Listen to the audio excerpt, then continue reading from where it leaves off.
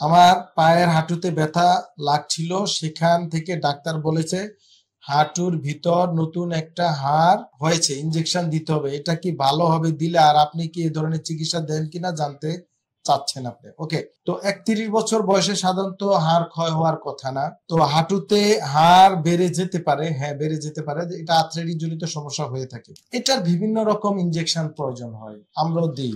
যেমন আমরা অনেক সময় হাইলোরিনিক অ্যাসিড ইনজেকশন দিই, অনেক সময় স্টেরয়েড ইনজেকশন দেওয়া হয়, অনেক সময় প্রোলোথেরাপি করা হয়, অনেক সময় PRP stem cell therapy injection দেওয়া হয়। সেটা হচ্ছে সাহায্যকারী চিকিৎসা, মানে ইনজেকশন দিলেই যে ভালো হয়ে যাবে ব্যাপারটা তা না। এট ফার্স্ট আপনার রোগটা কেন হলো, হাঁটুর এই যে ক্ষয়টা হলো বা বেড়ে গেল কেন, সেটা আইডেন্টিফাই করতে হবে। তারপর আপনার বয়স এবং ওজন উচ্চতা মিলিয়ে আপনাকে একটা লাইফস্টাইল মেনটেন করতে হবে, মানে একটা সুন্দর কাঠামোতে আসতে হবে। তারপরে আপনাকে বিভিন্ন ইলেকট্রোথেরাপি দিতে হতে পারে, তারপরে আপনাকে বিভিন্ন এক্সারসাইজ থেরাপি দেওয়া লাগতে পারে, তারপরে আপনার খাদ্যাভ্যাস, খাবার হ্যাবিট, এগুলো আমাদের কারেকশন করতে হবে, আপনার পেশা কারেকশন করতে হবে। সব মিলে চিকিৎসা, শুধু ইনজেকশন দিয়ে দিলে চিকিৎসা, এটা অনেকেই ঘুরতেছে।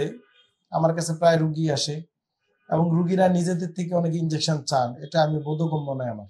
ডিপিআরস লিমিটেড, আস্থা, বিশ্বাস ও নির্ভরতায় অবিচল।